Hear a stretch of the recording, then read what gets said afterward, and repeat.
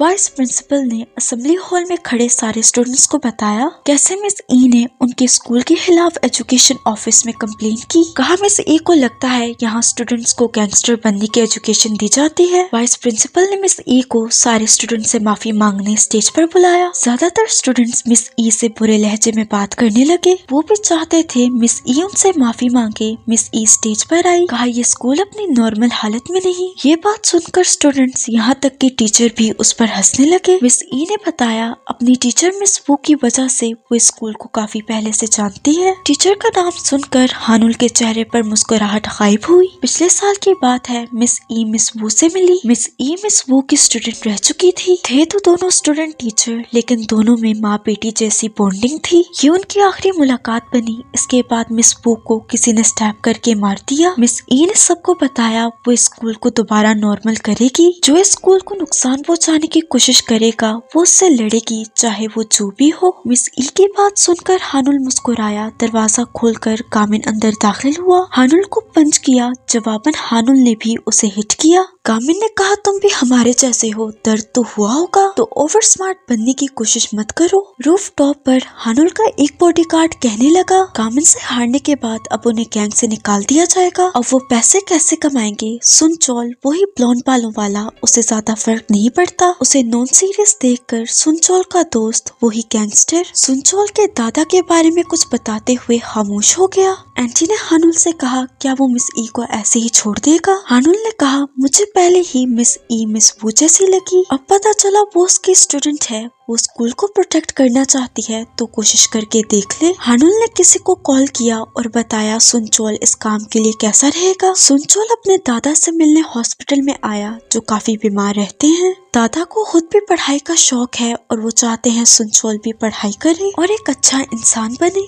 दादा ने सुनचौल की कीचेन में एक और कार्ड डाला और कहा जिस लम्हे एक इंसान सीखना छोड़ दे उस लम्हे उसकी जिंदगी भी रुक जाती है। सुनचौल के पास पैसे नहीं थे जिससे वो हॉस्पिटल की फीस भरे। उसने कैशियर से कुछ वक्त मांगा। कैशियर ने कहा इस बार तो वो कुछ कर लेगा लेकिन अगली बार डिले ना हो। इसी हॉस्पिटल में सुनचौल की मुलाकात कामिन से हुई। यहाँ सुनचौल को पता चला हानुल ने कामिन की माँ के साथ क्या किया। इसके लिए उसने कामिन से माफी मांगी। कामिन ने कहा मुझे पता है तुम भी पढ़ाई करना चाहते हो। लड़ाई के दौरान उसने सुनचौल के कार्ड्स देखे जिसमें इंग्लिश मीनिंग लिखे हुए थे। सुनचौल ने कहा अगर मैं पढ़ूं भी तो इससे ज्यादा फर्क नहीं पड़ेगा। पहले कॉलेज जाएगा, फिर ग्रेजुएट होगा और उसके बाद जाकर उसे अच्छी जॉब मिलेगी। लेकिन अगर वो हानुल के साथ रहे तो उसे वाईपी कंस्ट्रक्शन में काम मिल जाएगा। वाईपी कंस्ट्रक्शन यानी यूनबेक कंस्ट्रक्शन। सुनचौल 12th ग्रेड में है तो उसे नहीं लगता अब पढ़ के कोई फायदा होगा। सुनचौल को अपने दोस्त यानी हानुल के तीसरे बॉडीगार्ड की कॉल आई। जख्मी हालत में बताया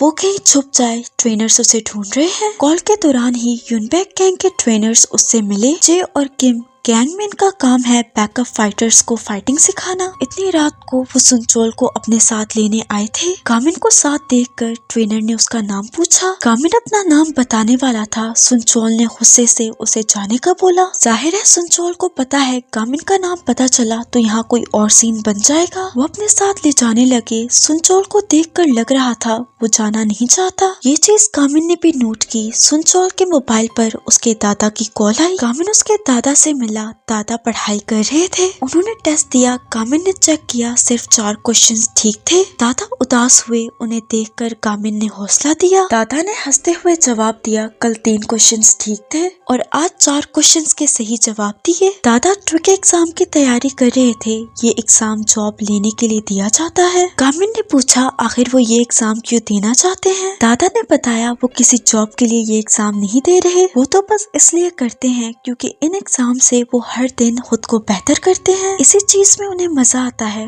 रात भी कामिन ने वहीं गुजारी। उसे दादा की बात याद आई। उन्होंने कहा अगर वो सुनचौल से मिले तो वो उसे बताए पढ़ाई करना कितना मजेदार है। अगली सुबह न्यूज में बताया गया एक लड़का किसी आदमी को स्टैप करके भाग गया। ये लड़का कोई और नहीं सुनचौल है। डिटेक्टिव तेमान कामिन से मिलने आया क्योंकि पिछली रात वही सुनचौल से मिला था। कामिन ने बताया कैसे वो ट्रेनर सुनचौल को लेकर गए। कामिन को नहीं लगता सुनचौल सुनचोल किसी को मार सकता है। उसने तेमान से पूछा क्या उसे लगता है सुनचोल किसी को मार सकता है। तेमान ने कहा फिलहाल ऐसा ही लग रहा है, वो उनका मेन सस्पेक्ट है। अगले दिन यही बात कामिन ने सेह्योन से पूछी। सेह्योन ने कहा वो मर्डर कर सकता है क्योंकि वो हानुल का आदमी है। खैर इस बात का पता लगाने के लिए सेह्योन ने अपनी रिसर्च की। हानुल ने पिछले साल इस स्कूल को ज्वाइन किया। उसके शहर में आने से इस शहर के अडल्ट क्राइम कम हुए जबकि हाई स्कूल स्टूडेंट्स के क्राइम ज्यादा हुए। ऐसा मुमकिन है हाई स्कूल स्टूडेंट्स को अडल्ट क्राइम के अंदर यूज किया जाता हो। इसका मेन रीजन है हाई स्कूल स्टूडेंट्स की एज कम होने की वजह से उन्हें कम सजा मिलती है। सुनचोल के केस में यही सीन है। उसने किसी और का इल्जाम अपने सर पर लिया। वो 2 से 3 साल जेल में गुजारेगा।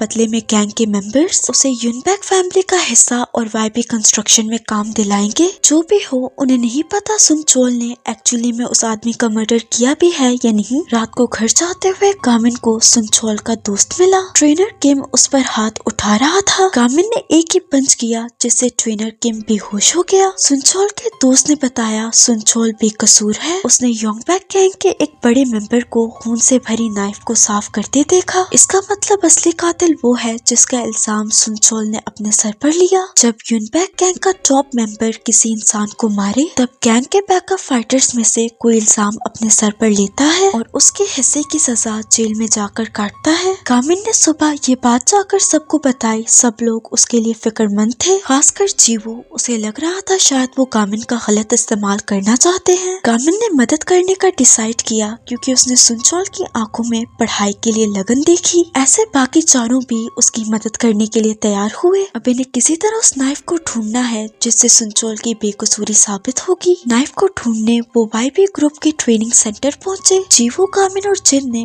उन्हीं गैंग मेंबर्स की यूनिफॉर्म पहनी हुई थी जिन्हें पुलिस ने पकड़ा था। इन्हीं मेंबर्स ने अपनी यूनिफॉर्म उन्हें दी और बताया नाइफ उन्हें इस बिल्डिंग में मिलेगी। ये तीनों बिल्डिंग के अंदर जाएंगे जबकि सेह्योन और हीवोन बिल्डिंग के बाहर इनसे ईयरफोन्स के थ्रू कनेक्टेड रहेंगे और अगर जरूरत पड़ी तो ये पुलिस को भी कॉल कर देंगे। जीवू को डर लगा कहीं वो बिल्डिंग की एंट्रेंस पर ही उन्हें ना रोक ले। सेह्योन ने कहा उनकी गैंग में बहुत से बैकअप फाइटर्स हैं, सबके चेहरे याद नहीं होंगे। बिल्डिंग में जाने से पहले गार्ड्स ने उनके नाम पूछे। इन्होंने जिन बैकअप फाइटर्स का कोट पहना था वो नाम बताए। एक गार्ड ने कहा मैंने तुम लोगों को यहाँ पर कभी नहीं देखा। लकीली उन्हें ज्यादा शक नहीं हुआ क्योंकि ये तीनों फाइटर किसी और स्कूल से थे। तीनों रिलैक्स होकर जाने लगे। तभी एक गार्ड को याद आया क्या बैकअप फाइटर्स में से कोई लड़की भी थी। गार्ड्स ने कामिन को बुलाया। इन्हें लगा ये पकड़े गए। कामिन लड़ने के लिए तैयार होने लगा। गार्ड ने हंसते हुए कहा ये कोई एकेडमी नहीं है जो स्कूल बैग साथ लेकर आए। तीनों पकड़े नहीं गए।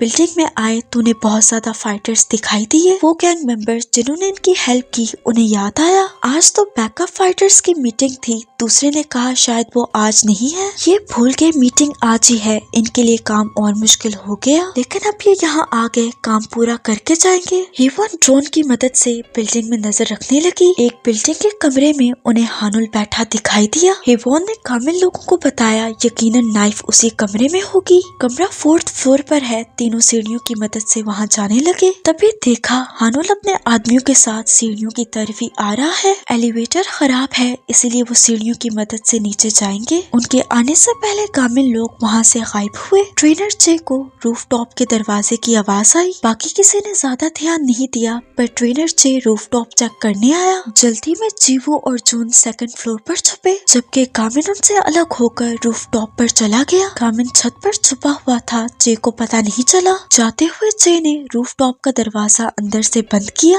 कामिन अब अंदर नहीं जा पा रहा था। सुनचोल इसे बिल्डिंग में है। मीटिंग के बाद इसे पुलिस के हवाले किया जाएगा। हानुल ने सुनचोल को स्टेज पर बुलाया। सबको बताया आज से वो उनकी वाईबी फैमिली का हिस्सा है। उसे बहुत सारे पैसे देकर कहा अब वो अपने दादा की हॉस्पिटल फी भर सकता है। सुनचोल ने पैसे लिए। सबने उसके लिए चेयर अप किया। सेह्योन लोगों ने ड्रोन की मदद से देखा कामिन रूफटॉप पर फंसा हुआ है। दूसरी तरफ जीवू और जुन की मुलाकात तीसरे गैंगस्टर से हुई। वही जिन्हें पुलिस ने पकड़ा। दो तो अभी भी सजा काट रहे हैं। तीसरा ये वाला जो किसी तरह जेल से आजाद होने में कामयाब हुआ। अभी जुन को देखकर उसे बदला लेने का मौका मिला। जुन ने जीवू को चाकू लाने भेजा। खुद वो इस गैंगस्टर को रोकेगा। गैंगस्टर ने जुन को जख्मी किया और उसका एयरपोर्ट तोड़ दिया। इसका कॉन्टेक्ट सेह्योन से टूट गया। सेह्योन ने देखा डिटेक्टिव तेमान सुनचोल को पकड़ने बिल्डिंग में आ रहा है। उस इससे पहले इन्हें सुनचोल की मदद करनी होगी। गामिन इसी टेंशन में दरवाजा तोड़ने लगा। हानुल के कमरे की तलाशी लेते हुए जीवो को वो नाइफ मिल गई। किसी की आने की आवाज सुनकर टेबल के नीचे छुपी।